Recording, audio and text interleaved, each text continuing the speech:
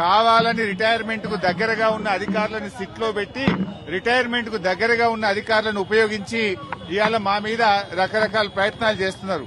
నేను మాత్రం ఒక్కటే చెప్పదలుచుకున్న అధికారులకు, మీరు అన్యాయంగా వ్యవహరిస్తే, అక్రమంగా వ్యవహరిస్తే, మీరు ఉద్దేశపూర్వకంగా మమ్మల్ని ఇబ్బంది పెట్టాలని ప్రయత్నం చేస్తే, మీరు రిటైర్ అయిన తర్వాత కూడా ఏ పొక్కలో దాక్కున్నా, సప్త సముద్రాల బయట ఉన్నా మిమ్మల్ని పట్టుకొచ్చి విచారిస్తాము. ఎవరిని వదిలిపెట్టే ప్రశ్నే లేదు. చట్టాన్ని అతిక్రమించినా, న్యాయబద్దంగా వ్యవహరించకపోయినా, ఉద్దేశపూర్వకంగా తప్పుడు ప్రచారం చేసినా, తప్పుడు లీకులు ఇచ్చిన పోలీసు అధికారులను వదిలిపెట్టే ప్రశ్నే లేదు. అంతకంతకు అనుభవిస్తారు. జాగ్రత్త, ఆలోచించుకోండి. రిటైర్ అయినాక మీకు ప్రభుత్వం రేపు వచ్చే బీఆర్ఎస్ ప్రభుత్వం కూడా మీకు సహకరించదు. మీ సొంత డబ్బులతో సొంత లాయర్లను పెట్టుకుని మీరు కేసులు వాదించుకోవాల్సి వస్తుంది. అన్ని దృష్టిలో పెట్టుకుని న్యాయబద్దంగా వ్యవహరించండి, చట్టబద్దంగా వ్యవహరించండి. రేవంత్ రెడ్డి దావోస్కెళ్లి ఆయన ఇచ్చే డైరెక్షన్ లో కాదు, మీరు చట్ట ప్రకారంగా వ్యవహరించండి.